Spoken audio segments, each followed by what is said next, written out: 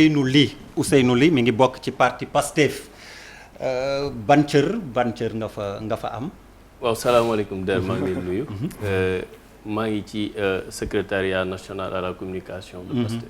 yaak kon Ndiaye Maodo El Hadj Malick yéen a bokk banqaas. El Malick waaw mooy jiite secrétariat. exactement alors ñu am mbégte ànd ak yow ci waxtaan wi question tooñ cokkaas lay doonaale.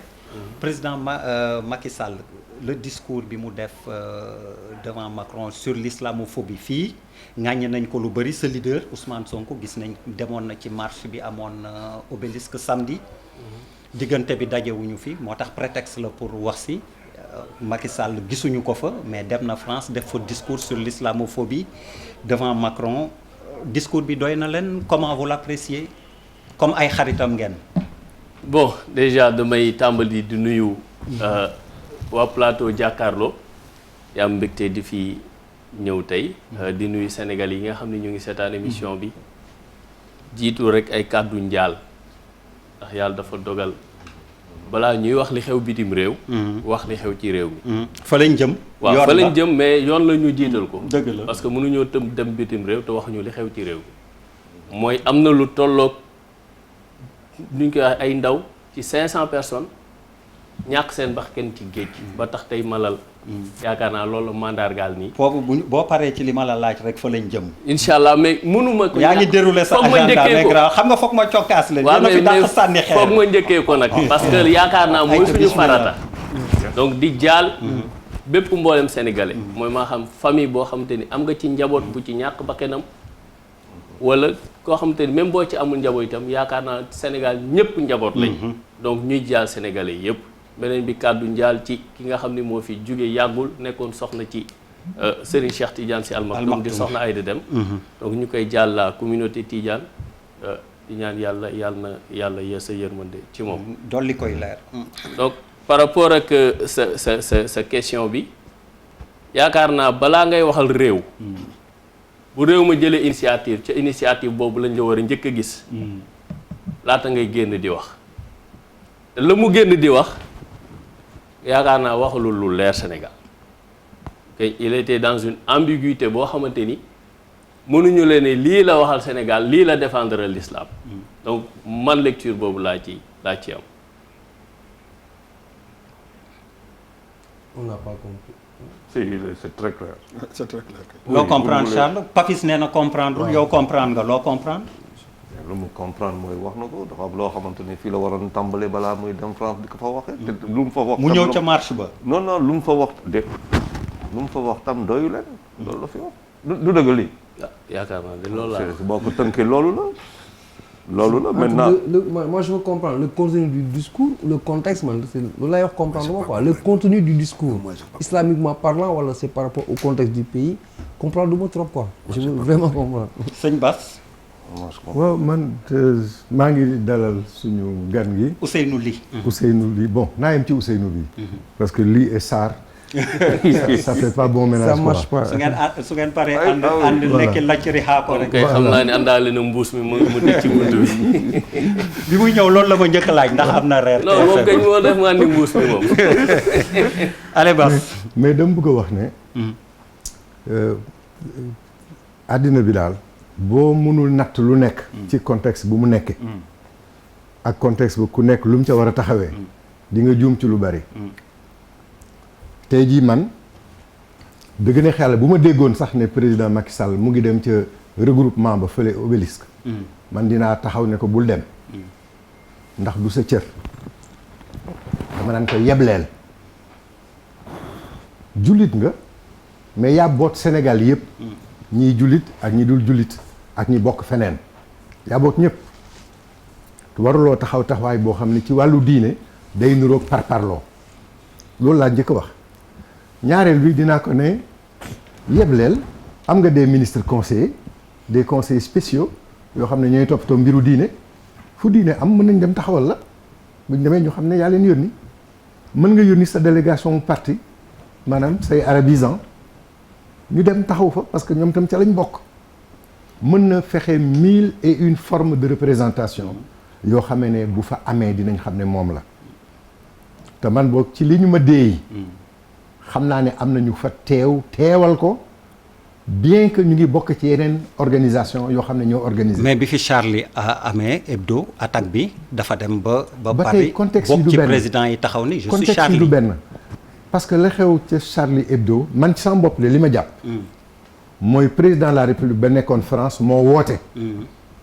ne sama mbokk yëpp ñëw leen jàppale ma pour ñu défendre li nga xam ne mooy terrorisme bi ñëw ba suma dëkk suma réew muy benn ñaareel bi ñu ko def ko sous le couvert de l'islam te man xam naa ne lii du l'islam ñëw leen jàppale leen ma ci ñu ñëw jàppale ko muy une action diplomatique je dis bien diplomatique je fais la différence entre les deux ñu dem ba ñu dellu see mais am nañ fi yeneen situation yoo xam ne dañoo dem ba ci wàllu l'islam ñu bëgg ñoo teg loo xam ne waruñ ko woon mën a nangu président Barack Obama ñëw na Sénégal bëgg ñoo dugal ci affaire homosexualité daaw rek président Trudeau jóge na Canada ñëw fi wax tamit mooy mbiru ay homosexuel pourtant daf leen wax ju simple ju diplomatique wan leen ko suñu réew xamul loolu suñu valeur attanul yooyu suñu diine attanul loolu et donc vraiment loolee nañ ko teg de côté parce que mënuñ caa jóg fañ ca toll ci loi bi foofu rek lañ mën a toll bii yoon lii xew na Sénégal am na ay ndaw yu ko fa teewaloon je peux le dire clairement yoo xam ne ñu ngi ci biir association yi nga xam ne ñoo organiser mbir mi bien que taxaw ñu mbubb woone maa fi taxawal président wala maa fi taxawal parti bi wala maa fi taxawal coalition bi mais ñun jàpp nañ ne ña fa teew ñun lañ fa teewaloon te président lañ fa teewaloon ñaareel bi président nag def lu am solo mooy fa ñu dem dajale président yëpp président bu France woote di bëgg a wax sur la sécurité le terrorisme mu taxaw fa wax ak ñoom ne leen mais yéen l'islam mais valeur de civilisation la culture la te ñun ak yéen bokkuñu moo xam ne yëkkati na parole diplomatique adressé wu ci ñoom yëkkati na parole lu musulman jëmale ko ci ñoom pour won leen clairement que bokkuñu fu ñu jóge bokkuñu fu ñu bokk kon bokkuñu fu ñu jëmu par contre nañ jéem kenn ku nekk respecté sa morom te ñu àndandoo lépp loo xam ne jàpp nañ ne lu ñu mën a tabax la pour àddina ñu àndandoo tabaxandoo ko ensemble waaye ku nekk nag na nga toog ci sa place toog te sa ànd assumer sa différence te respecter différence su keneen loolee dama ne c'est une parole diplomatique politique et religieuse hautement responsable man naw naa parole boobu parce que yaakaar naa ne bi ma ko déggee keroog barka démb la barka démb rek la mosuma gis rek démb parole bu gën a ferme et gën a tranché boobu te yéen ñëpp dégg ngeen tonalité discours bi c'est pas quelqu'un qui est allé chercher ses mots comme pour dire ay non c'est un discours tranché clair net et cohérent et assumé man loolu laa gis Pape Djibril alors man sama nijaay la moom ak sama nijaay ñoo defandoo politique agi mais dinaa ko song nag quand même amul problème parce que amul problème comprendre naa fi mu waxee ndax sunu république ni ñu ko tëggee moom moo baaxul parce que encore une fois France rapport bi mu am ak religion ñun amuñoo ak moom rapport boobu religion ci sunu réew France seen loi 1905 boobu nga xamante ni moo séparé définitivement l'église le clergé de la gestion des affaires publiques on n'a pas le même rapport ñun ci sunu réew malheureusement le système que nous avons la république que nous avons a été importée et imposée et on n'a pas pris le temps de la tropicaliser dëppale ko domestiquer ko dëppale ko ba nga xamante dina jël en compte suñu réalité socioculturelle te réalité socioculturelle yooyu sunu foi daf ci bokk Macron li mu wax dafa leer dafa wax ne la France ne renoncera pas à la caricature loolu mooy mbéj bi loolu mooy mbéj bi mais président Macky Sall honnêtement dama koy déglu ba ci yàgg mais man mi je me posé des questions qu'est-ce qu'il veut dire en réalité Macron sax souriait yaa ngi dégg Macron day muñ bi mu paree mu ne ko d'accord mon cher Macky et il était d'accord avec lui mais justement le président par rapport ak la phrase bi nga xamante ni moom moo gêné moom moo touché suñu foi ñun ñëpp mooy li mu wax ne la France ne renoncera pas à la caricature li mu wax ne bokkuñu trajectoire ñun ak France tey jii bu fekkoon ne dañu touché n'importe quelle religion dans ce pays-là que ça soit la religion chrétienne catholique que ça soit la religion musulmane le président Macky Sall devrait être en lan moo tax mu ëppale boppam ne day dem ànd ak ñooñu nga xamante ni defuñu lu dul affirmer seen foi loolu c'est pas incompatible avec la République pourquoi ñu jàpp ne l'islam est incompatible wala la religion est incompatible avec la République c'est pas le cas chez nous te da nga koy gis jamono bu nekk à l'occasion des manifestations religieuses da ngay gis ne on fait parfaitement bon ménage da ngay gis ne su fekkoon ne ni France haïrait la religion parce que en réalité France tey jii Charlie Hebdo bi mais du l'islam la gën a cong lu néew. église la gën a sonal oui day song église bi comme c'est moom la gën a sonal sax en réalité. mais parce que bokkuñu histoire. mais tey jii ñaata yoon la nitu diine intervenir ci ay niveaux yu stratégique ci suñu république et tant que ça arrange les tenants de la république dañ leen di bàyyi. bés bu leen déranger rek ñu ne non dem leen rester à la chapelle wala à la mosquée. donc rapport yi pour man tey war nañu am courage ñu interroger la place de la religion ak l'impact de la religion wala sax la contribution de la religion de façon globale par rapport ak sunu processus de développement. parce que booba ba tey kat nee nañ génne nañ ci loxo religieux bi waaye ñiy jéem booba ba tey kat dafa mel ni sottiwul. donc est-ce que utiliser nañ leen à bon escient est-ce que jox nañ leen seen place véritablement moo gën di gérer ay équilibre di leen jëlal fii ay ministres di génneel fii ay ministres ça règle pas du tout le problème parce que c'est une force extraordinaire ba tey boo xamante ni ñiy yore nguur gi ñoo leen di cof duñ leen ci dugal wala saa bu leen neexee lañ leen ciy dugal wala pour dem wuti électorat le paradigme doit totalement changer ñu xam ne bokkuñu histoire la république que nous avons elle doit être non pas une république du Sénégal mais une république sénégalaise parce que république française ngay wax doo wax la république de la France donc il nous faut une république sénégalaise parce que république ñëpp xam nañ ne mbir mu doy waar la c'est cette volonté là de vivre en commun lu am solo la par rapport bi ñu am ak à la chose publique mais ayons le courage ñu jël ko domestiquer ko jox ko contenu pour man Macky Sall warul ëppale boppam waaw man su ma gis-gis ci biir affaire bi quand même parce que tu as beaucoup commenté sur les réseaux sociaux je te suis. oui moi j'ai parlé de leadership. j'ai parlé de leadership. parce que dafa am loo xamante ne président bi daf ko assumer. si boo amee analyse géopolitique géostratégique nga xam ne am na loo xamante daf ko liggéey par rapport à la situation bu nekk dans la sous-région nga dem jëli leadership wax loo xamante ne war nga ko foofu parce que foofu moo doon place ba. nga waxoon ko fii répercussion internationale bi du bokk ak nga wax ko France. donc la France moo doon tribune ak contexte parfait pour que président am lu mu wax. par rapport à l'ONU il fallait le dire wax na ko. ba pare ne les respecter les différences. bu muy dem France di ànd ak waa Charlie mooy kooku grand Bassirou wax na ko c'était par rapport à une demande spécifique. dans un cadre de mondialisation bu xaw a doy waar. contexte la woon. mais c'est devant si France boobu tam la dem ñoo fekk leen foofu ne leen il faut respecter nos différences. il faut tolérer.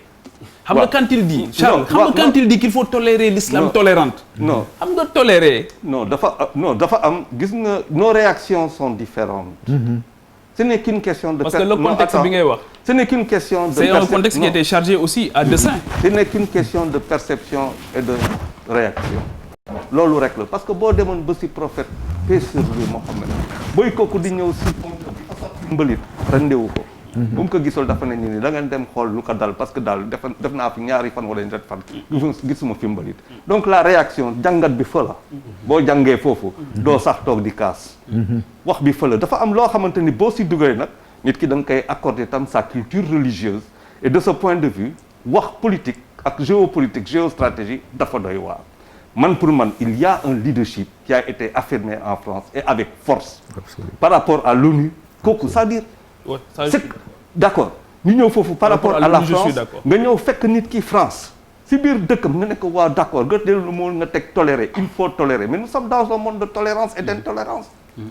waaye bu ñu àggee ba nga xamante ne mënuma tolérer mooy lan mooy que nit ki boo demee ba di jël di caricature mais ça veut dire que yow kay am nga problème ak kii. je pense que Macron bu ñu ko waxoon xëy na saa waaye loolu la koy wax France peut-être du ko jëlee noonu waaw il a fallu oser faire ça et il a osé le faire maintenant par rapport à fii on peut parler kooku c'est une affaire sénégalo-sénégalaise mais sur le cadre international ak résonance bu muy am man pour man y a eu un leadership affirmé et kooku man dam say kontaan surtout boo xoolee suñu région actuellement lu mu tolloo alors ndam la doon am na ko fa. pour en venir à Ousseynou li mu wax bëri na bokk na ci sur l'islamophobie quand on a lu l'enquête on a remarqué également l'immigration l'emploi et même ONU le climat mais Malal yow immigration laay fëleeg yow immigration bi ak sa déguisement enfin on y arrive est-ce que du fii ngeen ko doon xaaree tamit mu wax ci immigration bi ak li Ousseynou doon junju xale yi dee ci géej gi ba jamono ji ñuy wax ñu defal leen deuil national virtuel sur les réseaux sociaux et entre 20h et 20h08 il y a eu quand même 28 000 tweets yoo xam ni ça concerne Pierre jox naa la statistique bi si tu veux tu nous les montres yow wan naa la ko est-ce que tamit du fii lañ ko doon xaaree. Non, en fait xam nga par rapport à la question liée à l'immigration, moi je me dis effectivement que nous avons raté le coche. Raté le coche, c'est-à-dire qu'en fait les questions de réciprocité, responsabilité wala taxawaay bi suñu nguur yi waroon ci am amuñu ko, parce que quand on nous ferme les possibilités administratives d'accès au visa ba pare forcément quand on discute avec les pays européens il y a de l'argent boo xamante ne dans le cadre de la coopération qui dit on met à la disposition de vos États un certain montant effectivement pour que effectivement vous mettez ça dans l'emploi des jeunes, etc. Si tout ça n'est pas fait, les jeunes, ils sont obligés de trouver des possibilités de partir. Soit ils partent par la mer, soit ils partent par le désert. Situation bi am na, les réponses apportées par le président de la République ou bien par effectivement les autorités, c'est effectivement de dire que on va corser la surveillance au niveau maritime, dinañ def lii dinañ def là, sans pour autant effectivement taxaw na effectivement 500 morts, c'est presque mun nañ wax ni en fait ci une semaine ou 2 semaines c'est énormément te gisuñu amul benn autorité bu dem taxaw dem masawu famille wala dem jaale leen wala et cetera wala taxaw poser le problème mais effectivement il faut en discuter, ça doit faire l'objet d'un conseil interministériel parce que quand même c'est une question très sérieuse. 480 ou 500 jeunes yi nga xamante ne ils partent, ils sont morts dans la mer, c'est une question qu'on doit poser. Maintenant, mais les réponses portées c'est toujours effectivement des accords signés avec l'Union européenne, avec effectivement de nouveaux accords yoo xamante ne effectivement dafay gën a indil suñu pêche problème, dafay gën a indil suñu ndaw yi ay problème. Maintenant je suis parfaitement d'accord avec ce qui se dit. Moi je peux être un jeune, le courage que j'ai pour sortir pour prendre la pirogue, je dois avoir ce même courage là pour m'indigner pour arriver à changer la situation ici, parce qu'il faut quand même dans ce pays, pourquoi les choses continuent à se passer comme elles se passent, c'est parce que effectivement la jeunesse elle croise les bras, elle est beaucoup plus mobilisée par les confréries, elle est beaucoup plus à la solde des confréries qu'à la solde effectivement des mouvements citoyens, parce que effectivement de la citoyenneté, parce que taxaw am na nu ndaw ñu doon taxawee ci réew mi, nos autorités, j'ai entendu quelque part Karim Xrum Xax le dire, am na ñu ndaw ñi doon taxawee ci réew mi, les autorités n'oseraient pas effectivement dem di oser sax un certain type d'accord avec l'Union européenne ak ku mu munti doon. C'est-à-dire bu ñuy assumer autant mun nga ne oui le discours de Macky Sall a été un discours très responsable, même bu fekkee mun nañ analyser le gis-gisu Pastef wala gis-gisu un parti d'opposition par rapport ak li muy wax, on peut le comprendre parce qu'ils sont dans l'opposition.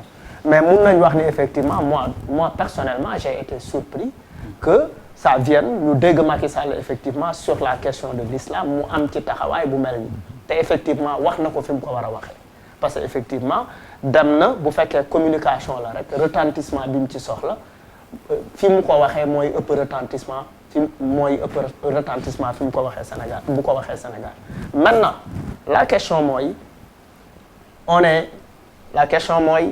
énormément de jeunes aujourd'hui et le problème n'est pas réglé. Ay ndaw dee nañu, mais il y a d'autres jeunes qui disent que effectivement man demoon naa rëcc naa mais damay dellu. Donc c'est une question boo xamante ne pour man dañ ko war a teg sur la table. Ça doit faire l'objet de discussions réel sur les plateaux de télé. État bi dafa war a taxaw jël ay responsabilités, c'est-à-dire mu permettre ñu comprendre lan. On a eu de l'argent qui a été investi effectivement pour prendre en charge le problème des jeunes en termes de formation, en termes d'emploi, etc., etc. Où est parti cet argent? ñan lañ ko dénk lan ak lan lañ ci def ba mu indil ñu situation bii nii ba pare effectivement ñu am honnêteté taxaw ne effectivement Union européenne oui d'accord, est-ce qu'on peut revoir nos accords? Parce que coopération am na on peut être d'accord que effectivement ay coopération bilatérale day am coopération multilatérale day am mais bu ñu demee ba comprendre ni que effectivement suñu situation bii nii ñuy dund c'est licence de pêche ñooñu ko jural. dinañ ci dugg il faut arrêter. Simplement. donc ñu bañ a anticiper licence de pêche yi après mooy tegu ci bii Pierre bàyyi ci xel donc Bouba ñu ngi woon ci émigration bi Macky Sall dem na foofu wax na ci islamophobie bi xaar nañ ko ci xaaruñu ko mais émigration bi tamit ak ndaw yi nga xam ne dee nañ ci ñi ngi ko doon xaare mu waxe ko fii ci biir réew mi xëy na doon na safe askan wi ba ni ma koy waxee encore une fois tey y a eu deuil national virtuel sur les réseaux sociaux et je donne des statistiques 20h ba 20h08 28000 tweetos yu ñu leen consacré. waaw der en fait en réalité Macky Sall France la dem. ñiy jël gaal gi fan la ñuy dem ñi ci gën a bëri. waaw Espagne France. waaw est-ce que déedéet demuñu France non quand je dis non demuñu ñi gën a bëri Espagne la ñuy dem. waay ak donc est-ce que fi mu ko war a waxee la ko waxee je ne pense pas. bon c'est l'espace de l'Union européenne. waaw non mais du espace bi mais France dëkk la. fële nekk dëkk. je pense que moi je reviens un peu sur mbirum religion beeg islam parce que pour man il faut ñu def la différence entre li ñu gëm ñun ku nekk li nga gëm ak li état war a gëm ak li état war a nekk. y a des problèmes ci dëkk yi même si ça touche la religion dañ ko war a bàyyeeg dëkk yi ñu gérer ko seen bopp. ñun duñu naar yi ñun Sénégal lañ tudd. bu amee ay attentats en France bu amee benn Charlie Hebdo bu caricaturé yonent bi sallallahu alayhi wa sallam.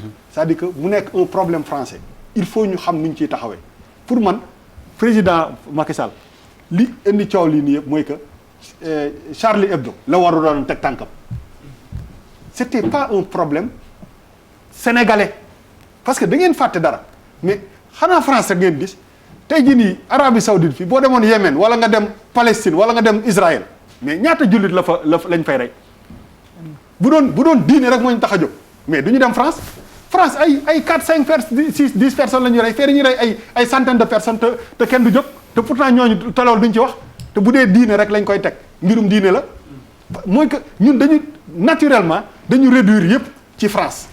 c'est-à-dire que lu wokk France rek xuri nañu naturellement. c'est-à-dire que tey jii nii bu président Macky Sall demul woon ca Charlie Hebdo ba dox ànd ak gars yi tey jii nii problème bi effectivement ay nit mën nañu dajale ay jullit Bouba Ndour Papis Diaw Charles Faye qui n'est même pas musulman mu gis que ni lii d'accord si ñu ànd daje dem taxaw foofu wax seen li leen metti en tant que jullit mu yem foofu parce que boo demandé à président Macky Sall mu dem ci daje bi amoon Obélisque da ngay mën nga demander aussi à tous les leaders politiques ñu dem fa est-ce que ñëpp demoon nañ. mais Ousmane Sonko mi ngi fa non dama ne tous les leaders politiques dama ne Ousmane Sonko demoon na fa est-ce que ñëpp dem nañ. donc tu peux poser la question à tout le monde. man moom daal laa. waaw non moom laay wax ni xam nga du opposition ba yëpp ñoo fa dem. du pouvoir bi yëpp ñoo fa dem donc pour man problème yi France géopolitique parce que dafa am politique ci mbir mi. il faut ñu bàyyi ko France duggul suñu yoon nekk. man nag en tant que musulman mun naa am sama posture ak sama position c'est vrai que un président aussi il faut mu xaw a li nga xam ne moom la gëm-gëm personnel diineem mu dissocier ko ak ñi nga xam ne ñoom la jiite parce que di nga jiite jullit catholique athée ñëpp mais ñëpp ay sénégalais lañu te buñ tànk ñi ngi ay nationalité sénégalais si yow la ñu wékku donc il faut moi je suis pour que ñu séparer ñaari mbir yooyu mais dañu war a duggalu suñu yoon nekk parce que cette image là des présidents africains ñu ànd ak waa ji ñu lonkonte ni di dox vaar dafa am du deñ te loolu moo indi coow li parce que naturellement loo defee ñu ne pourtant defoon na lële parce que lële moom moo àndul parce que nit aussi nit man bu ma dee jullit ma dégg la nga ne caricature yi ñuy def prophète bi duñ ko mës a bàyyi amatuma lu ma wax ak yow. oui oui. non amatuma lu ma wax ak yow. même si on essaye de se rectifier sur Al Jazeera. oui parce que ñoo ngi doon boycotté. oui bien sûr. est-ce que il a essayé de se rectifier. malal mii bu ma saaga. ah ma ne ko malal. bul ma saagat. mu ne dama lay continuer di la saaga xeexa ci des. du dëgg. plus d'ici waaw donc benn moment muy que en réalité ce qui s'est passé en France le discours de Macron politiquement Erdogan mu jóg dóor ci table bi mais politique daf ci am. Erdogan xola lu mu nekk jullit. te moo gën a yées non du loolu sax xola non xam nga aussi. c'est pas bu ñuy appréhender affaire modèle Erdogan. non attends rek. oui. non dama ne. oui je suis en phase avec toi. voilà Erdogan. pas bu mu teg. du ngëm-ngëm gi rek. stratégique bi maa ñëpp xam ne. du sax ngëm-ngëm. xoolal fii mu nekk. ak li muy représenté ci àddina bi. opportunité la te du ko bàyyi mu jàpp. merci. commercial. carrément boycotter les pays les produits français. oui. mais ça veut tout dire. ça veut tout dire. boo jëlu produit français lan nga jël Turquie xam nañ li ñuy liggéey. donc moom laa lay wax ni lan moo ci suñu yoon. mais depuis le début c'est-à-dire que bu ñu xëccee religion teg ko parce que il faut ñu comprendre xam nga ñun bu ñu naan ñun religion bi ñu am c'est grave on est en train en fait en réalité de nous séparer ñun ak suñu mbokk jullit yëpp te xamuñu ko. ñaata téere alxuraan moo am. benn la de. ah donc moom la il faut qu'on fasse la différence lii nga xam ne moom moo ñu yitteel ñuy jóg di jaamu yàlla di ko gëm il faut ñu xaw a def attention balaa ñuy dugg ci tooxi doona boo xam ne duñ ci mën a def Arabie Saoudite lan moo nekk position la famille là bi géré Arabie Saoudite lan moo nekk seen position ci discours Macron bi. les Al Saoud. qu'est-ce qu'ils ont dit. il a le soutien des Émirats arabes unis. donc pour te dire que. mbir mi jaxasoo boo xam nous un petit pays comme ça ñu mel nii c'est-à-dire que dañuy xëcc des fois parce que président Macky Sall Macron su ma dajee woon moom dama ko naan mais yow pourquoi ngay wax ni pourquoi ngay naan duñ ko mës a loolu laa koy wax en tant que jullit. soo ko mënul wax loolu bul dem mais li ko indi dëggantaan mooy que dañu war a comprendre il faut ñu dissocier. entre li nga xam ne moom moo ñu ñoral en tant que pays souverain ñu taxaw di ci dox bàyyi automatiquement qu'on réfléchisse par rapport à la France tout le temps parce que dañuy def ba affaire dañu habité lu leen dal rek ñu ne bon ñun qu'est-ce qu'on fait te bu ñu jàqee ba jàq jël seen téléphone yi woo président africain yi ne leen ñëw leen jàpp ci su may ki lay abali bët te loolu yëpp dafa am fu mu jóge c'est-à-dire que nit dina nangu loo xam ne wóor na la ni au fond de lui bu mënoon du ko nangu mais amul kàttan bi te loolu yëpp li koy indi moom mooy dépendance boobu ñuy dépendre si nit yi ba nga xam ne lépp lu ñëw rek dañ lay teg loo xam ne peut-être même booy jéem a jéngu ni am na fu mu yem mais doo tranchant comme loolu quoi et je pense que benn affaire bu ndaw rapidement ma la waxoon nga ba pare simple en fait Charlie Hebdo il caricature le prophète booy caricaturer da ngay caricaturer ku am photo prophète bi musul am photo non ça dépend prophète bi amul non on n'est pas d'accord caricature du photo rek il y a une représentation. Voilà dama ne le fait de caricaturer c'est représenter. Voilà. Par exemple yow neex nga caricaturer parce que Papis ou Félix. Allez. Bon, on glisse sur l'immigration clandestine. Non, on va revenir à lui. invité bi kañ dañ ko jox benn. waaw xam nga da nga ma magu parce que da nga ma ne d'entrée. waaw da nga ma ne d'entrée rek. d'entrée boobu nag nga développé.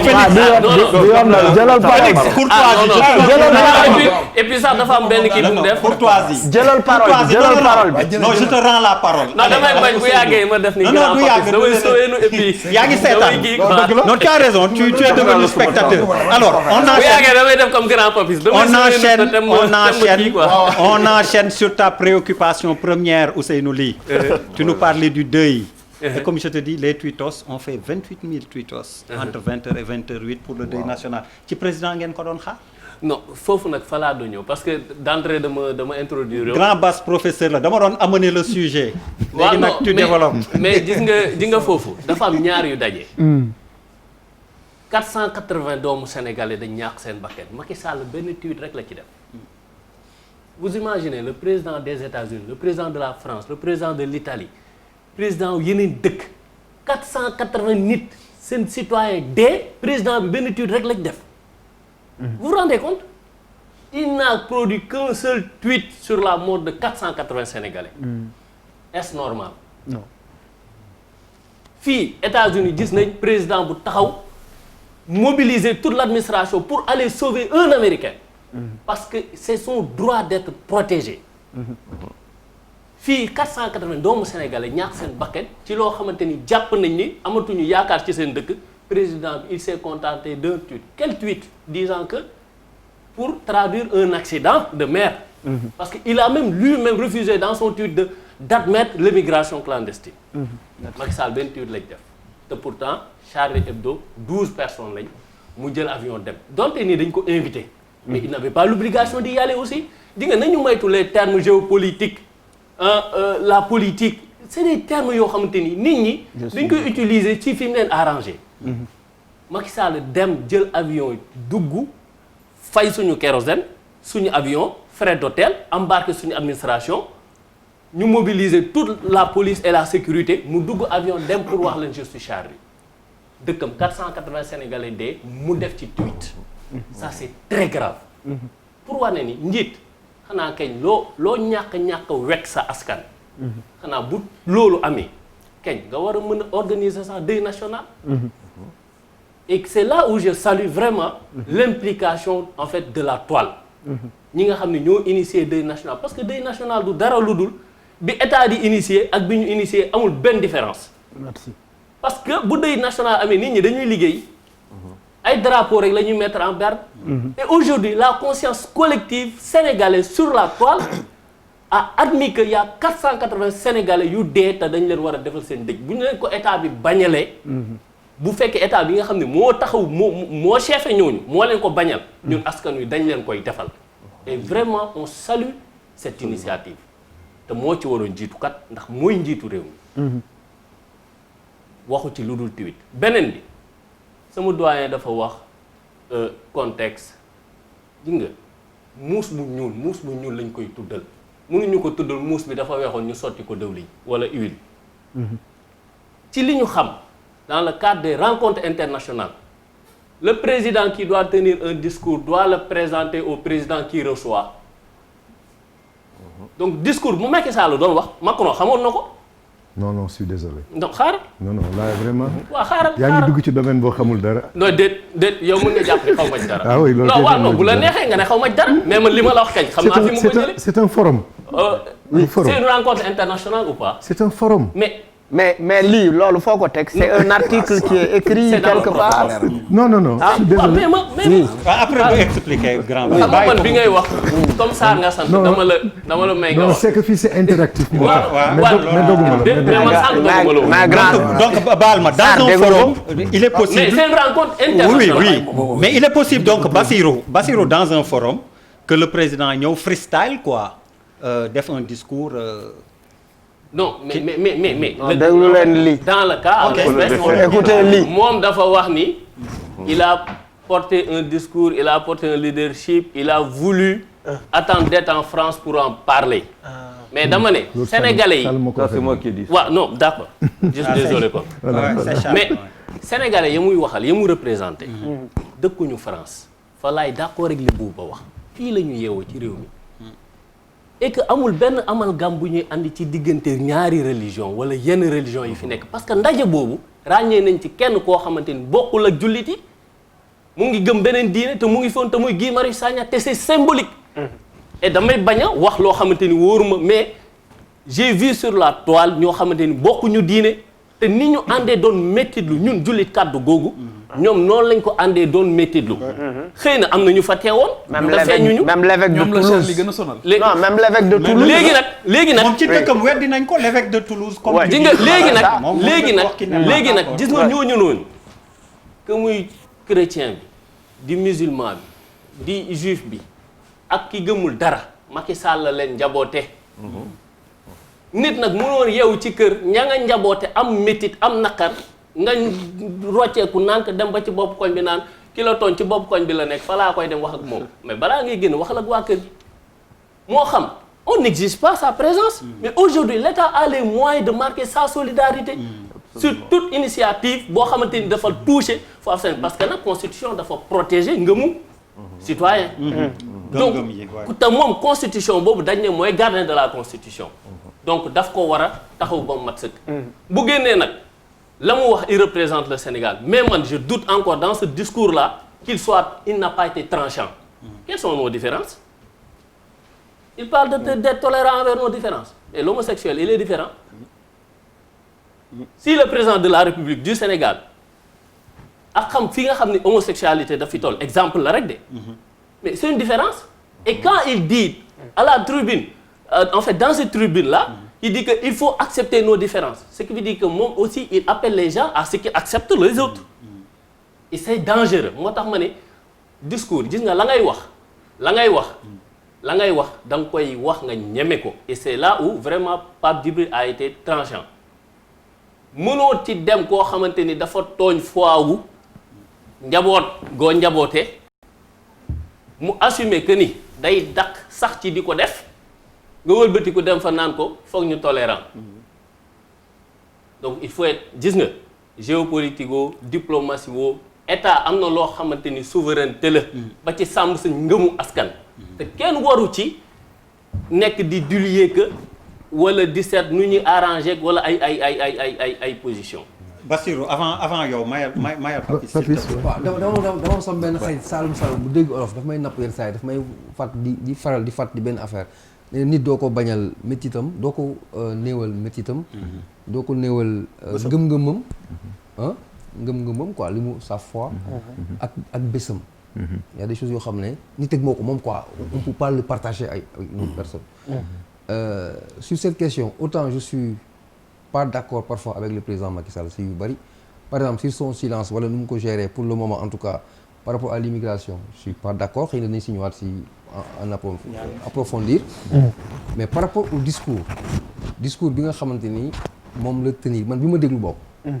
man discours bu ma déglu boo xam ne guddul trop sur l'essentiel pour man bu fekkee sénégalais nga y a rien à dire parce que dafa am ce qu'on appelle les civilités en diplomatie xam nga président Macky Sall nu muy waxee dans une tribune ak yow ni ngay waxee ak kii ni muy waxee ak kii bokkul un président de la République c'est un président de la République ça il faut ñu nangu ko aussi quoi. Moi je suis et ça veut dire quoi? ah non y a un discours kilifa non y a un discours parce que bu fekkee ne dégguñu français trop mais président Macky Sall li mu wax devant Macron soxlalu ngay am sax BFM pour comprendre. non non franchement c'est limpide c'était vraiment audible et compréhensible nee na waa ji parce que président Macky Sall il est ici il y a des catholiques il y a des musulmans les catholiques yaa ngi rappelé évêque u kii bi évêque u Toulouse bi il y a des Sénégalais on l'a passé dans Gis-Gis d'ailleurs Gis-Gis donc il a eu la posture pour man d'un président maintenant la question qui suit mon analyse c'est quoi Bouba a parlé un peu de politique que tout est politique effectivement mais est-ce que vous avez pensé une seule fois est-ce que la question je la pose est-ce que Macron sañ na politiquement à la suite de ce qui s'est passé mu taxaw ne oui la France va renoncer à la caricature avec tout ce qui s'est passé depuis Sarkozy l'évolution du terrorisme Hollande moom tey est-ce que Macron sañ na taxaw français yi di ko xool mu ne leen non caricature dootu fi amati politiquement ils n'osent pas est-ce que moo tax dama ne c'est un débat de fond que tu sois d'accord ou pas mais compte tenu du discours président Macky Sall par rapport à la tolérance de l'islam parce que loolu sax mooy l'islam même l'islam on demande dans l'islam d'être tolérant lakum diinikum wali diini donc quand tu parles de l'islam il faut convoquer les références de l'islam ñun ñi nga xam suñu àlluwee sorewul on est à ce niveau l'islam impose et recommande aux musulmans d'être tolérants. Absolument. Quand quelqu'un restitue l'esprit de l'islam, je n'y vois pas d'inconvénient. Par contre, boo mën waxee l'immigration clandestine 400 et quelques morts président bi ay tweet je suis totalement en phase avec toi. Pour man là président waroon naa def lu ëpp loolu. pour ànd ak naqar bi quel que soit parce que moi je fais partie des gens man. Autant j'accepte cette initiative, autant j'ai des questions. Parce que par exemple, man sama doom, il a 18 ans aujourd'hui, mais sañul xalaatul xalaatul dans toutes les circonstances possibles mu ñëw naan ma papa damay jël ba. mais non billaahi wallaahi xalaatu ko. waaw am na ñu bëri ñu ko def tàggoo ñu Papis. non attends j'ai dit ñu bëri ñu ko def tàggoo ñu non am na ñoo xam ne j'ai vu des gens man quelqu'un voilà anecdote c'est important. ayca semaine bi passée dama sama benn boy musuma xalaat loolu mu moo téléphone grand Papis oui dama la mere man ko ça m'a fait tiquer quoi. mu ne ma oui yow yaa ngi wax ne yaay elle préfère seen doom ko xaalis man sama yaay bi ma jur écoute-moi très bien. dama ñëw mu ne xool da nga ñàkk fayda sa morom bi dem na Espagne xool mu ngi tabaxal yaayam. je comprends qu'il y a ces réalités mais dama ne man sama doom sañul ñëw di ma sañu ko il n'ose même pas parce que je suis contre foncièrement contre. parce que tu es Papis Diaw déjà.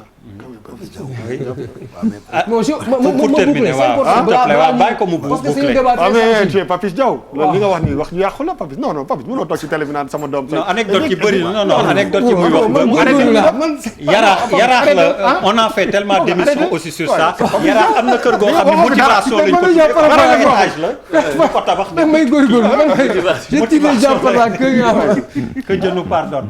non je voulais est-ce que sa doom bi jël business Bouba laisse le conclure s'il te plaît. business class lay jël buy tudd nga bàyyi li muy def naan man Papis Diaw effectivement waaw damay yow nga xam ne dëkkoon Sénégal Maroc nga dëkk yow mbiri ma de doo bàyyi sa affaire yi billet Maroc cher c'est moins cher que Marocain la Papis c'est bon. waaw mais non balaa mu la fi weer ayca immigration mooy en mon sens interdit je passe problème immigration clandestine bi donc ma ne avec ça je suis d'accord. oui le président pour man il peut se rattraper xëy na c'est pas trop tard mu ñëw rattraper wu dans ce sens mais pour le discours par rapport à Macron sur l'islam pour man y a rien à dire. ok monseigneur Le Gall Robert Le Gall la tudd pour être précis alors. voilà man immigration bi laa ayca vas-y wax immigration bi clandestine bi. may féliciter message bi. Malal lancé mais ba day expliquer bu du ko de. damay waaj a dem am déet. waaw ak gileem bi. après da ngay dem yaraax am déet. expliquer après. xam nga kuy dig waaye du moom ndaw na ndaw goo xam ne. waaw par rapport ak. boo Ousseynou moom. ñu jëloon gaal yi ñu dig moom. man sax dinaa xaw a kii. biri moom day dig. non man ak moom mën nañ bokk gilet bi sax. waaw donc immigration bi li ma si bëggoon a wax moo di. leen waralu ko lu dul misère sociale. dëkk bi metti na lool. y a la responsabilité de l'État qui est engagé dans cette affaire te damay wax am lu may wax ñun suñu police ak suñu gendarmerie fan la ne ak suñu marine. gars yi di jógee ay Yaraax ay Joal ay Fune. du ma tudd ay tur. Mbour Soumbédioune ay Mbour Fune mais où est ñëpp notre xam nañ police fi où ñuy est demee. notre marine. il faut même faire des investigations est-ce qu'il n'y a pas une complicité entre les passeurs. et les forces de sécurité il faut poser ces questions. grave, je ne dis ça. pas moo am de il faut poser des questions. Ça serait grave. non mais toujours il faut poser des questions. néew ma am na mais il faut poser cette question donc. bon duñ ciy mën a d'accord nag. Non, ça serait non grave. attendez ce serait grave non j'ai posé une question. sa question bi métti daal en fait. dafa metti waaw Ça grave serait léegi. grave. Mais il a le droit de poser la question. mais ça question retirée. ma poser. Non, il peut mais- poser. oui, Non, bien sûr. effectivement. question bi méttiwul la. Non, Monsieur, effectivement, j'ai il peut posé une poser les question. questions. Oui. Waaw. parce que nous C'est des on a voilà affirmations notre de code Londres. on a combien de kilomètres de côte. 750 750. 750 oui. am na est-ce que xam nga ni 750. dañ la wax de affaire c'est tellement complexe am na si vous allez dans certaines zones. gaal gi bala muy dem dañ koy càmbar. mystiquement mystiquement dañuy seet gaal gi. te su ne gaal gi day yegg gaal ga day yegg. Ah, sérieux. mais xam naa ne ma non man il faut dama nga dem zone boobu. non non mënuñu c'est yooyu moom. non kay non non non mënuñu gëm non non parce que li ngay wax nii c'est Ouais, grave. non non non non non c'est vrai xam nga li tax. mënuñu toog ah defal naa ko. foofu moom. non non s'il te plaît. Pape Djibril non non may leen ma non non. non déedéet may maaxal xaaral. non non du ma ko àtte. may maaxal non déedéet. oui ma may leen ma maa koy njëkk a enfoncé. ce que tu dis c'est grave. fi nga toog am na ku fi toog ne sëriñ bi nee woon na leen gaal gi day àgg. te àggul. kay àggul ñi ñëpp ñu ci ëpp dañoo dee. est-ce que nga xam ne góoma loolu góoma ay dem ci sëriñ mu lay fii nga toog mais la non, saaliwu mais non, toog ne mais seetlu nañ ñu ne leen da ngeen di dem da ngeen di yegg. am na ñuy yegg am na ci yu yegg mais am na peut-être lu yegg mën na ne coïncidence góobu ko non da nga ne am na ñoo xam non da nga ne. non déedéet. D'ailleurs, il faut que ñu joxe les détails d'ailleurs. non buuba Non, da bu nga saa da nga ko dégg wala da nga ko buuba da nga def conférence léegi bàyyi ma wax kon dama ni la. déet li nga wax garaaw di. mais yëgale gu ma ñëw dafa wax ñaari kii nga ni ma dafa garaaw. c'est-à-dire pour te dire que dans l'imaginaire collectif des Sénégalais dañu gëm ni. waaw. il faut nga dem Europe te day jar lu ne day jar xam nga loolu mën na nekk ay nax man soo ni moom dugal sa doom ci gaal gi day yegg ngandam sëriñ laa yor ngandam kaala gaal gi day yegg du ma dugal sama doom. man du ma dugal sama doom du ma dugal sama rek. Félix yaa ngi caricaturé. non. que sëriñ bi ngay bàyyi. non du ma wax ci conscience collective sëriñ bi ak gaal bi ngay bàyyi. l'imaginaire collectif. li tax nga wax loolu. non mais Sénégal yi gëm na loolu. Sénégal yi dañu jaaxle dañu gëm immigration. c'est ça la réalité. dañu gëm ni mënoo fi tekki parce que ils sont découragés. non bayo ma yeggale non dañu gëm ni. parce que Sénégal da ngay judd retraité. il faut qu'on se dise la vérité. dëgg la et là non moom day daw mystique bi fi mu ne. non mystique bi mën naa ci ñëwaat mystique bi. déedéet mystique bi ngay bàyyi. waaw mystique non non bi il faut nga bàyyi mystique. échappatoire lay wut de. non mystique bi nu ma jéggi. non non parce que dafa ne am na dëkk yoo xam ne dañ la naan gaal gi day mais dem bañ booy yi sam kii non dëgg la ban dëkk la. non mais ñun dañ leen nag boobu ko bay wax loolu. mais dafa nang non booba waxuma leen dama ko gëm dama ne yooyu yëpp dafa am ay dóor affaire dafa am dóor le discours voilà non là il précise. waaw léegi leeral bon disons que c'est nit kenn du ko topp maintenant voilà may dama ma préciser non may dama ma préciser non mais dañ ko gëm Charles s'il te plaît. non gars yi dañ non may ma ko xuloo lañ namoon nga jox leen non dama bëggoon a wax ci non mais est-ce que non man lu ma jaaxal xam nga lan la. waaw on parle quand même de 480 morts. oui kaay ma wax c'est très non dafa am c'est très lourd. c'est lourd oui. xam nga ce qui s'est passé. Non, ce qui s'est passé. Ça veut dire que les marins ne sont pas. C'est tout le monde qui a fauté sur cette affaire-là. waaw mais donc 480 morts yi bu muy am il y a 2 semaines ou 3 semaines ñi ni lu doon wax du gouvernement. Préoccupation c'est waxtaan bi yëpp gouvernement la ñu jël morts yi fàtte leen wax gouvernement yi. On n'a fait que ça, tout le monde n'a fait que ça. mais donc si biir ça veut dire ñun suñu bopp ñoo war a xoolaat suñu bopp. ñun ñoo war a xoolaat suñu bopp tey la ñu def affaire bi après coup mais ça fait 3 semaines. ñuy wax gouvernement la presse parle du gouvernement bu ñuy wax. waaw ñu romb affaire bi mu am collision la presse qui parle de collision waxul sax est-ce que c'est accidentel ou provoqué. foog ñu xoolaat suñu bopp. loolu laa wax sànq dafa am ay degré d'exigence yoo xamante ne amuñu ko parce que tout simplement lu ñu gëm dafa matériel. Nous sommes des matérialistes loolu rek la ñu gëm li ñu wax suñuy foi sax gëmuñu ko. loolu tax ma ne sànq question de perception ak réaction. merci surtout merci Charles. boo toog je m'inspire beaucoup catholique boo xamante ne di nekk si milieu jullit 95% foog ma xam su may mbokk jullit. donc loolu mooy lan mooy toog di leen déglu di dem di jàng. mais xam lu bëri loo xamante ne nit ñi xamuñu ko. ay waay saa waay boo jëloon Jésus Christ photo maanaam caricature ko 1 million de fois mën na la am nga jot. parce que luy am na ba pare. mënoo si dara mënoo ko changer. kon boo ko defoon tam si prophète. donc dafa am wax boo xamante ne. pour man ñooñu seen affaire la mais tey mooy problème bu nga posé ni 480 morts yi on peut quand même effectivement être surpris. que ba léegi mu nar a nekk virtuel.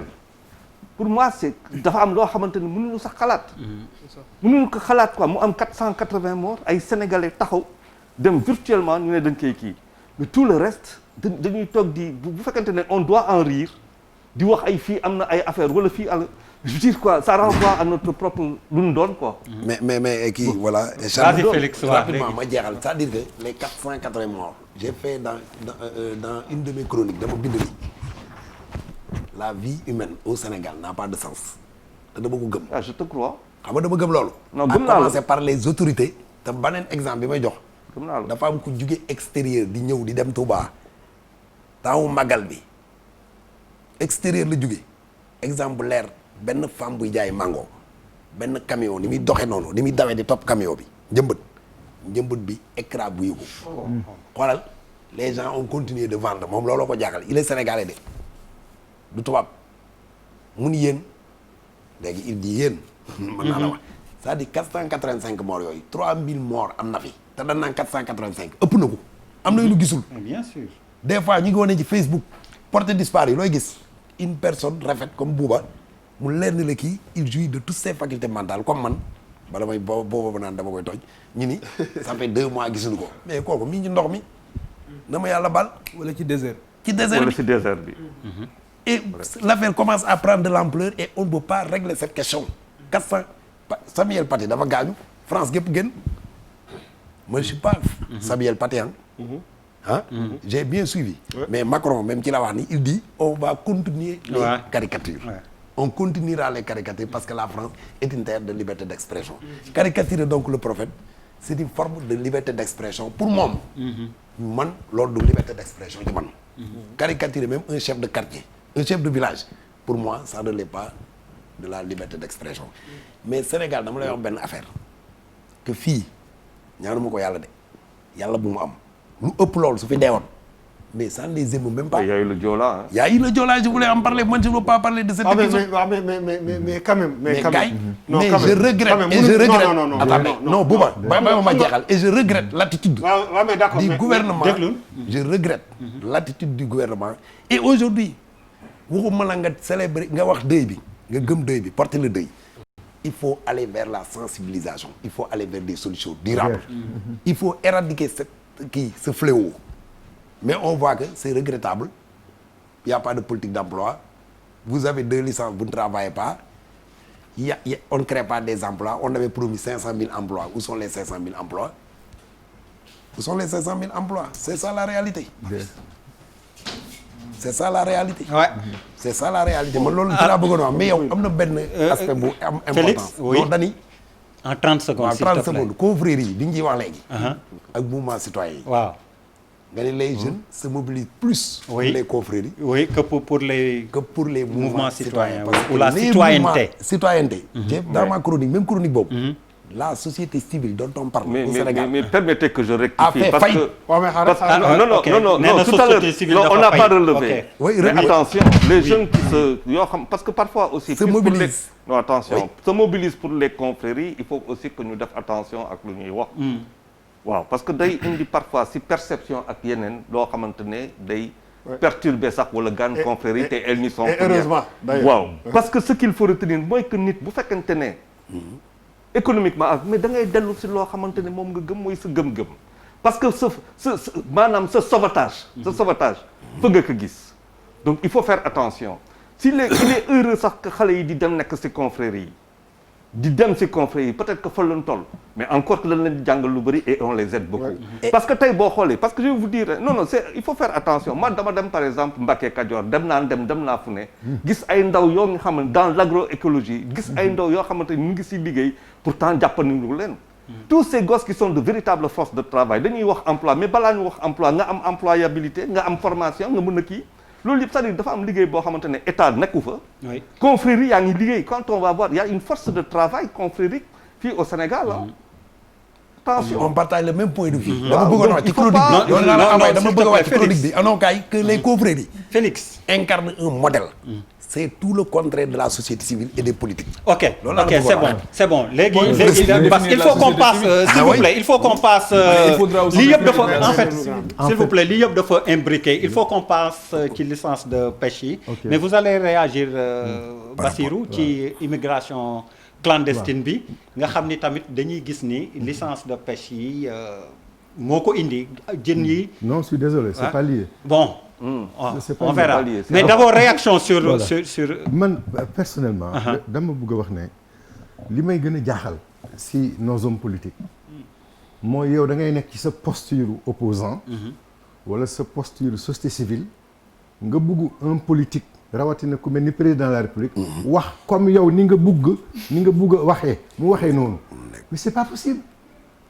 Le président de la République bu munti doon dans n'importe quel pays ne peut pas aller emprunter le discours d'un activiste ou le discours d'un opposant. C'est pas possible. Sinon ça tombe sous le sens. kenn laaju ko loolu nag. waaw Pape Djibi ma ñëw rek Ousseynou bàyyi ko mu wax.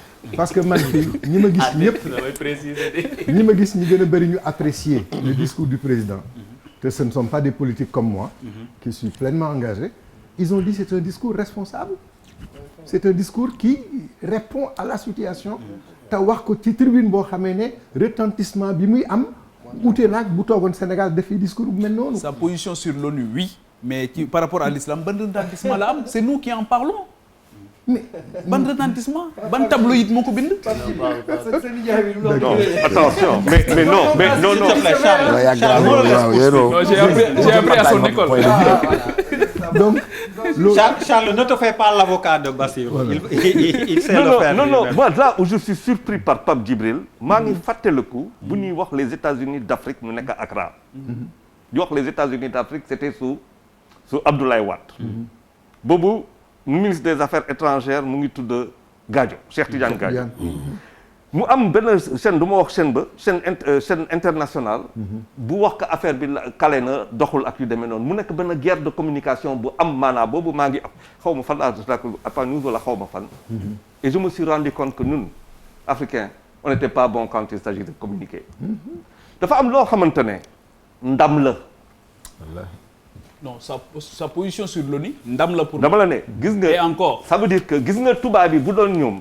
c'est ce qu'ils ont réussi avec Charlie dañu wax teg ko pendant des années mais ñun il est grand temps qu'en termes de communication ñu mun a ànd devenir une force de communication bu am solo.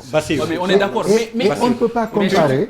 ça c'est pas Charles, après les autres aussi gagnent la communication la bataille de la communication dañ koy gagner d'abord chez eux avant ñuy envisager autre chose. chez eux d'abord man sama wax ji loolu mënul dara mënta xew ci kër gi. nga jéggi kër gi ne yaa ngi ca bopp koñ ba di waxtaan ci xataay bi naan fa la mbooloo mi de. mais li xew dafa xew mais li xewul sax ci kër gi. je regrette vraiment affaire bi xawul ci affaire caricature c'est pas au Sénégal. mais am nga ñu mu affecté ñu bokk ci kër gi. non c'est pas au Sénégal ça s'est passé en France. ça s'est passé en France encore une fois. France Europe mooy waxukaay bi le monde occidental ak seeni valeur ak seeni vision mooy waxukaay bi nga denc sa wax ba mu mot sa ay morom mu dajaloo ñëpp doon ay chef d'état nga yëkkati sa parole nga wax. foofu kañ di waxukaay bi. Sénégalais yee la fal français yi faluñu la. mais tonton Bassirou man keroog fii man Sénégalais ñoo la fal français yi faluñu la. il y a 95% de Sénégalais yoo xamante ni seen diine la ñu attaqué. mais obélisque Sénégalais ñoo la fal Sénégal nga yeewoo moom nga jiite woo France. lii on le laisse poursuivre. njëkkee ko wax fii massawul leen ànd ak ñoom métti wi. au-delà de yow li nga sa appartenance religieuse kenn évoqué wu ko. mais aujourd'hui constitution bi ngay gérer mooy protéger les voix des citoyens. Ousseynou li nga doon réclamer sax. Ousseynou bàyyi ko mooy gale. voilà sama nijaay la kon jërëjëf il a compris l'esprit de l'émission. kon jërëjëf parce que jarul sax ma koy defati la remarque. voilà alhamdulilah mais Bassirou Sarr ma ñëw léegi ci affaire émigration clandestine bi. mais da ngeen war a remarquer ne ci contexte Covid bi. la affaire bi jógaat. parce que am na jamono joo xam ne da nga dem ba sa déggatuloo ko. waxuma ne amul de mais déggatuloo ko. mu mel ni lu fay. mais contexte Covid bi ak difficulté yi am ci Sénégal ak ci àddina bi yépp nit ñi jóg mais nit ñi xam nga bu ñuy wax émigration man ngeen baal ma je pleure pour nos enfants nos fils yi dee ci géej gi.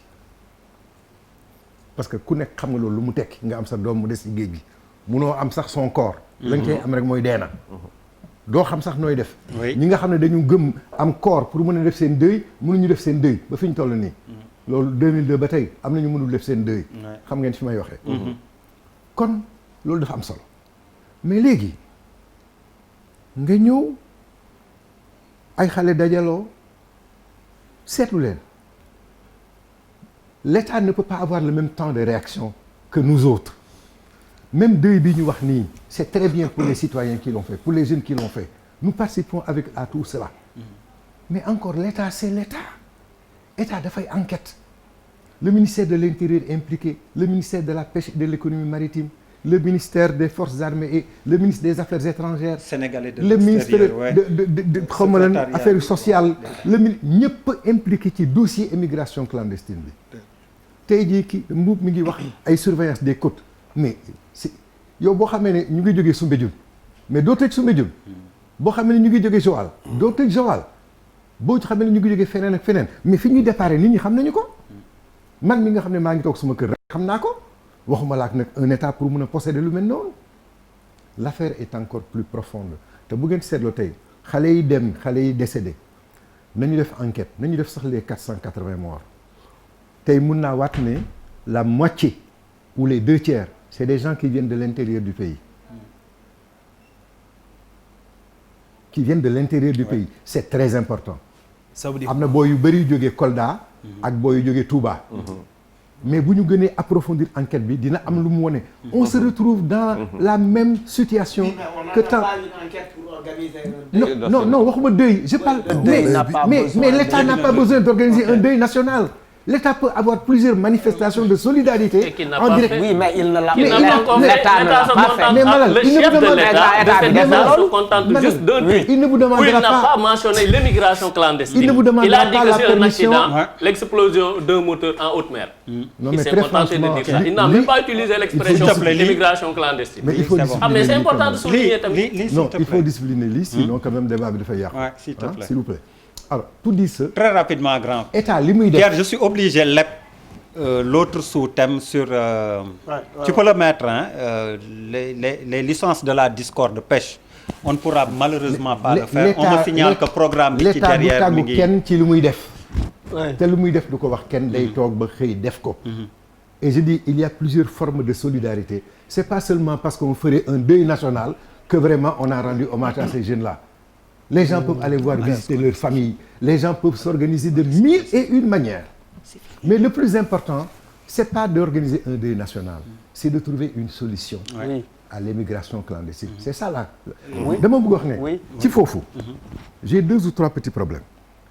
Mais moi les enfants yi nga xam ne dañuy joxe ay 300 000 yore ay 300 000 ak 500 000 pour dem nga xam ne boo ko totalisé xale bi am na entre 500 000 jëm 1 million.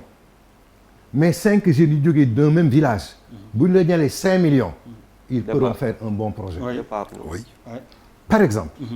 Deuxième chose tey jii ñu ne état deful dara mais l'état a organisé ngeen ne gars yi jox nañ ko xaalis moo xam ci Frontex bi à l'époque moo xam ci fi mu ne nii ce que l'ONU ou le FMI mën leen dimbale pour l'emploi des jeunes mais le FNPJ lan mooy njëriñam le FONGIP lan mooy njëriñam l'ADER lan mooy njëriñam le PRODAC lan mooy njëriñam tey moi xam nga man. mais est-ce que jeunes yi gis nañ ci seen bopp. Bassirou Sarr c'est ça le problème. J'ai dit oui moi. wala gis bu partisan. man je ne raconte pas d'histoire. xoolal der lu ma la wax dama ci teg bët. waaw grand. au M23 grand ba mos nañ la trop.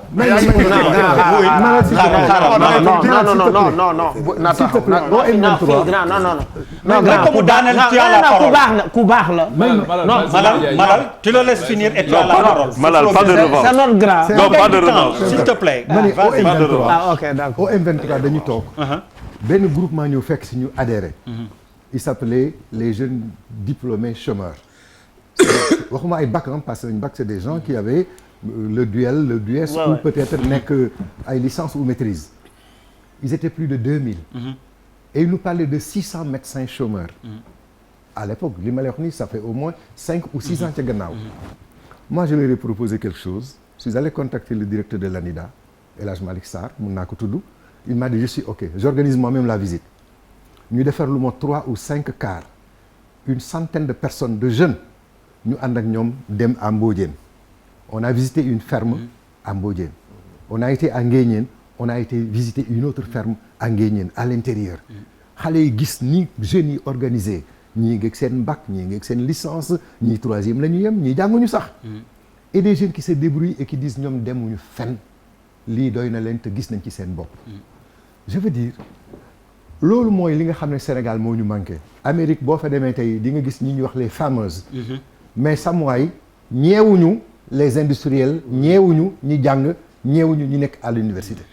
Or tey Sénégal tey am na fi tey des milliardaires de la banane xaw ma ndax xam ngeen loolu. Oui. Et ils sont vers Tamba. Des milliardaires de la banane. Bien sûr. Pour dire que l'agriculture ne ment pas. Je pense qu'il y a un Seydi. Sall. Tey jii demal si un pays comme le Cap-Vert. Le Cap-Vert organise son immigration je dis bien organise. Cap-Vert dara am fa. roc moo fa am xeer bi ak ndox mi. les îles ak ndox. Mais le Cap-Vert li muy gagné ci tourisme ak li muy gagné ci sa diaspora internationale.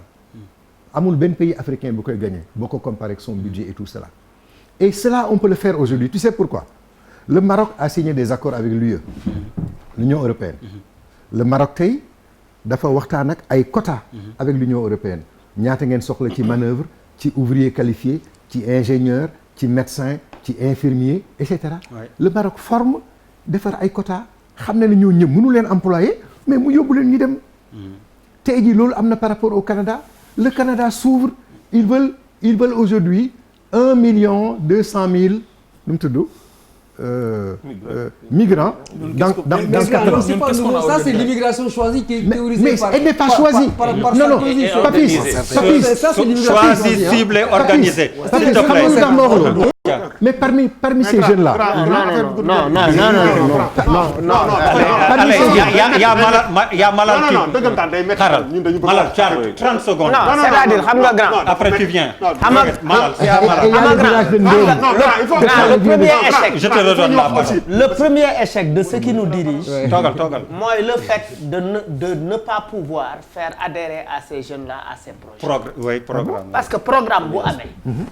Quand il y a un programme. bi nga xamante ne c'est un programme. national. Public. Subventionné avec les fonds. Publics. Le contribuable sénégalais. Il faut que ce fonds soit apolitique. Il faut que ce fonds soit destiné prioritairement à tous les Sénégalais. C'est-à-dire sénégalais bu ne ak fi nga munti bokk nga am un projet bu taxaw ñu orienté la. Maintenant li manqué ci réew mi mooy effectivement nous n'avons pas de politique qui font rêver à cette jeunesse parce que dëkk li koy tabax rêve la. C'est-à-dire foog nga mën ma géntuloo.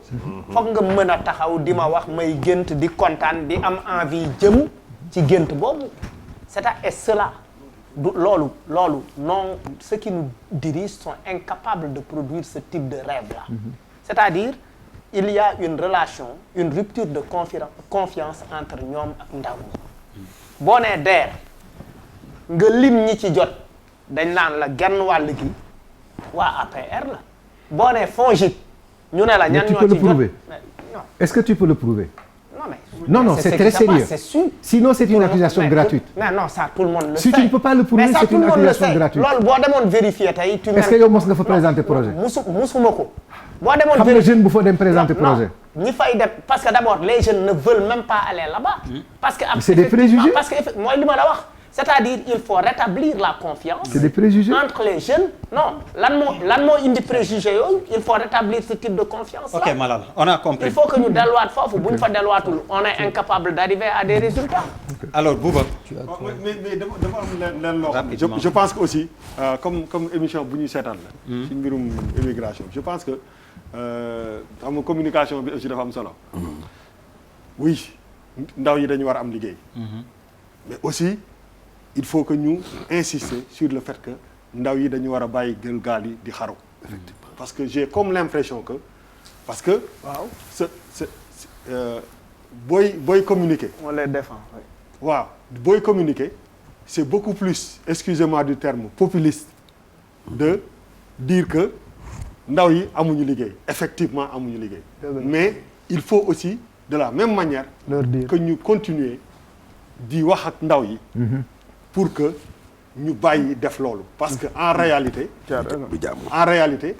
am na nu muy demee dafa mel ni c'est trop facile quoi am na ay efforts yoo xam ne wërsëg bokkul mais am na ay efforts yoo xam ne nit da ko war a def te man il faut ñu leen di soññ ci loolu parce que pour man munoo def effort bu ëpp effort yu jël gaal boo xam ne da lay wóor ni xamoo ndax di nga egg wala du egg pour man da nga puiser fi gën a profond ci yow parce que tamit sa waay dee kenn du ko gis nii di ko gis donc boo demee ba mën a def loolu peut-être am na yeneen alternative et je pense que il faut qu'on soit quand même assez courageux dans la communication pour aussi jël suñu baaraam yi teg ko fii metti parce que tey jii nii boo nee jeunes yi bàyyi leen def nii kii nii suba gars yi commencé la attaquer oui jeunes yi dañu sonn oui dañu sonn mais il faut que ñu waxante dëgg aussi il faut ñu wax nit ñi que ñu bàyyi aussi gaal gii ñuy dem du dëgg du yoon te bu dee côté yoon aussi yoon mënoo ko xaaj ñaar yoon dafa am lu muy wax non adaare foofu dafa am solo yoon dafa am lu mu wax te yoon boobu il faut que aussi ñu koy appliquer pour dissuader nit ñi ñu war a jël kii yooyu mais am na nu muy demee dafa mel ni finalement excuse boobu non waaw et mën na renvoyer à quelque chose naan way gis nga amuñu liggéey donc on est obligé de le faire non je suis désolé am na ay possibilité yu nit mën a am. wax naa ko fi la dernière fois ñëppay dem tukki mais su ma nee tey jii nii Sénégal wërsëg bokkul ma ne ñaata Guinéens ñoo fi nekk. 3 millions. ñu ne ma 3 millions de Guinéens je veux vraiment savoir ñaata Guinéens ñoo ci chômé bëgg naa ñu répondre ma ci question boobu. ak xam nga li ma la bëgg a wax. wërsëg bokkul mais il faut que ñu comprendre que ni il faut des yeneen effort yoo xam ne dañ ko war a def pour que vraiment dem ci gaal gi aussi bañ a nekk lu. alors on va arbitrer en direct Pierre bi dugalal ma Discord pêche. les licences de la Discord xaaral rek. passé ba pare def non je fais une proposition et en direct Pierre dugalal ma. yaa ngi perte temps politique. pêche Discord je vous propose ce thème là. pour la semaine prochaine. waaw baax na. le temps qui nous est imparti malheureusement. ñibbi rek. et on va aller directement. ak li ñu wax nii yëpp. question bi yéen a ko moom. est-ce que c'est le temps de la politique quand on voit vos coalitions. Macky Sall ngi sempi di ronxi opposition bi di rokkos dugal ci pouvoir bi yéen tam